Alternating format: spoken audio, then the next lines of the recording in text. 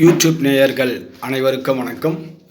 இன்று நாம் காண இருப்பது ஒவ்வொரு அந்த உபயராசி சரராசி என்று கூறுகின்றோம் அல்லவா, அதனுடைய தன்மைகளை பற்றி தான் இன்று காண இருக்கின்றோம்.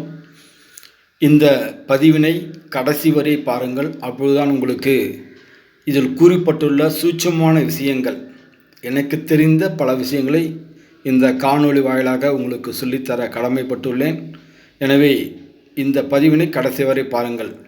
உங்கள் ஜாதகத்தில் ஏதேனும் சந்தேகங்கள் அல்லது ஜாதக அலசல் தேவைப்பட்டால் எனது எண்ணிற்கு தொடர்பு கொள்ளவும். அப்பாயின்மெண்ட் நிச்சயம் தேவை. அதாவது ஒரு உபய ராசியோ அல்லது காற்று ராசியோ அல்லது நெருப்பு ராசியோ இவற்றில் ஒரு லக்னம் விழுந்தால் என்ன மாதிரியான தன்மைகள் ஏற்படும் என்று நாம் காண்போம்.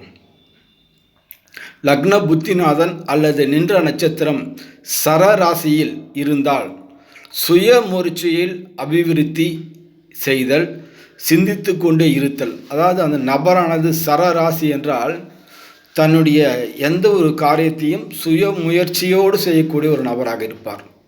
சிந்தித்து செயல்படக்கூடிய ஒரு நபராக இருந்தால் எதிலும் ஒரு முயற்சியை கைவிடாமல் தொடர்ந்து ஒரு செயலில் ஈடுபட்டு கொண்டே இருப்பார். விடாமுயற்சி என்பது ஜாதகரிடம் இருக்கும். ஊக்குவித்தல் என்பது ஜாதகருடைய கூட பிறந்தது. தன்னுடன் இணைந்து செயல்படும் எந்த ஒரு நபரையும் ஊக்குவித்து அவர்களையும் தன்னுடனே முன்னே கொண்டு செல்வார்.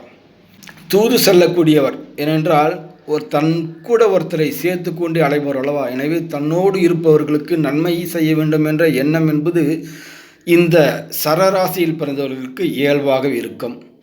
வதம்பியை பரப்பக்கூடிய நபராக இருப்பார். அதே சமயத்தில் இவருக்கு சந்தேக குணம் என்பது உண்டு.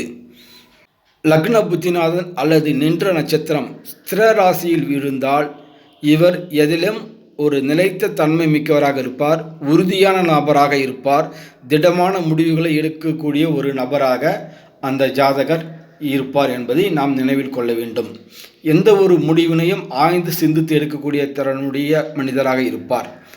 அமைதியான செயல்பாடு, விறுவிறுப்பின்மை, தன்வசப்படுத்துதல், பேராசை இவையெல்லாம் இவருடைய குணங்களாக இருக்கும். எதையும் வெளிக்காட்டிக் கொள்ள மாட்டார். அவ்வளவு எளிதாக எந்த ஒரு செயலையும் இவர் வெளிக்காட்டிக் கொள்ள மாட்டார்.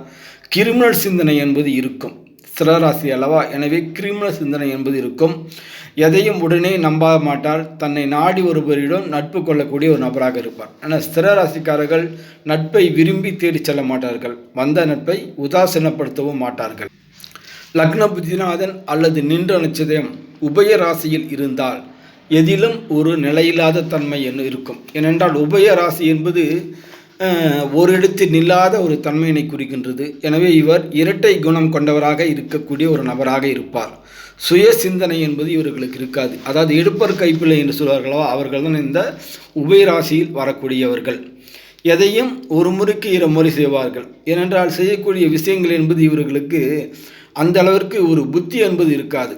எடுப்பார் கைப்பிள்ளைகளுக்கு எப்போதுமே ஒரு சுய புத்தி என்பது சற்று குறைவாக இருக்கும்.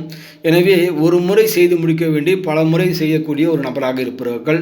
அதே போல் அவசர புத்திக்காரர்கள், பேராசைக்காரர்கள், இன்பத்திற்கு அடிமை ஆகக்கூடிய ஒரு நபர்கள், குழப்பமான மனநிலையில் இருக்கக்கூடியவர்கள், தற்புகழ்ச்சியை விரும்பக்கூடியவர்கள், எதையும் புரிந்து கொள்ளாமை என்பது இவர்களுடைய பிறப்பு இலே இருக்கக்கூடிய அடிப்படையான குணங்கள்.